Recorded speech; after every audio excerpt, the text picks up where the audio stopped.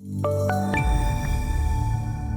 British pound sees a modest pullback to start the week. Last week we got just shy of 138. Today we got a pullback close to 137, but we did stay above 137, closing just above the 50-day moving average. So that bullish trend that we've seen going back to the beginning of October remains. Recall, at the beginning of October, we were trading around 134 in the pound. So we have made quite an extension here. Today's modest pullback, not yet breaking that trend. So that continues. And recall also that the Bank of England right now is slated to raise rates. It's a rate hike, something we haven't really talked much about over the last 18 months. They are slated to raise rates at the beginning part of 2022. So the pound sort of riding that rate expectation, despite the fact that we saw a modest pullback today, keeping in line with that recent trend that we've seen going back to the beginning of this month. We were trading 134 up until the middle of last week. We got up as high as near just shy of 138. Today holding just below, or just above, I should say, 137.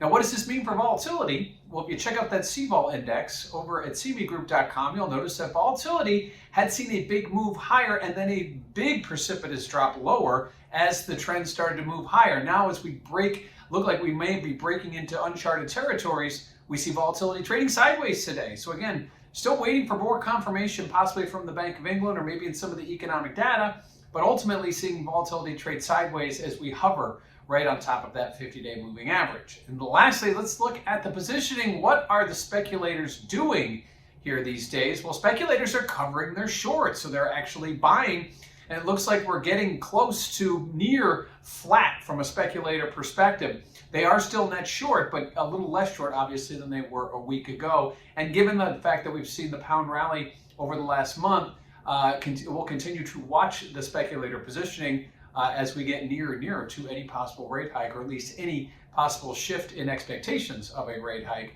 Speculators typically are the first to give that kind of a clue. So the pound opens up the week slightly lower from where it ended last, but holds on to that bullish momentum it's had since the beginning of October on those rate hike expectations, which are expected in the first quarter of 2022.